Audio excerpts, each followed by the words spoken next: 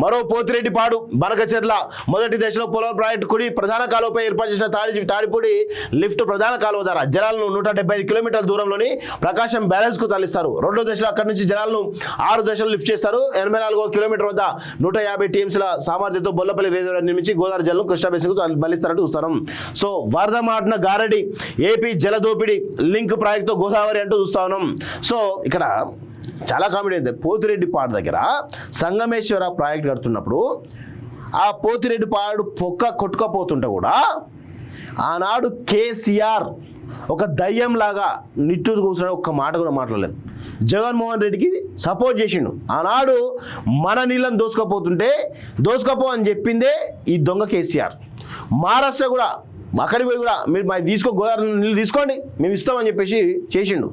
అంటే మనకి ఇంకా ఇక్కడ సెటిల్ కాలే, ఇంకా నీళ్ళకి సంబంధించినటువంటి అవసరాలు ఇంకా సెటిల్ కాకముందే ఉబ్బడిగా ఏపీకి మహారాష్ట్రకి ఇస్తా అని చెప్పేసి హామీలు ఇచ్చిండు. వీళ్ళేమో మళ్ళీ ఇట్లాంటి విషయపరాధాలు రాస్తూ ఉన్నారు. అసలు ఏపీకి అవకాశం ఇచ్చిందే కేసీఆర్, దోసుకోమని చెప్పి అవకాశం ఇచ్చిందే కేసీఆర్. మళ్ళీ ఎట్లా మాట్లాడుతూ ఉంటారు వీళ్ళంతా? ఎంత పెద్ద కుట్ర జరుగుతుంది చూడండి. వీళ్ళు గతంలో వీళ్ళేమో దోపిడీకి అవకాశం ఇచ్చారు, ఇప్పుడు మళ్ళీ దాన్ని అదునుగా వేసుకొని దోసుకుంటా ఉంటే ఇలా అంటూ ఉన్నారు. దానికి సంబంధించి సీఎం రేవంత్ రెడ్డి ఢిల్లీలో చాలా అత్యవసర మీటింగ్ పెట్టేసి వాళ్ళకు క్లియర్ డైరెక్షన్ ఇచ్చిండు. బ్రిజేష్ ట్రిబ్యునల్ కమిటీ ముందు మీరు సీరియస్ వాదనలు ఇచ్చి మన న్యాయమైన వాటా ఎంత రావాలో అంత వచ్చే విధంగా మీరు వాదించండి అని చెప్పేసి చాలా స్పష్టంగా చెప్పడం జరిగింది.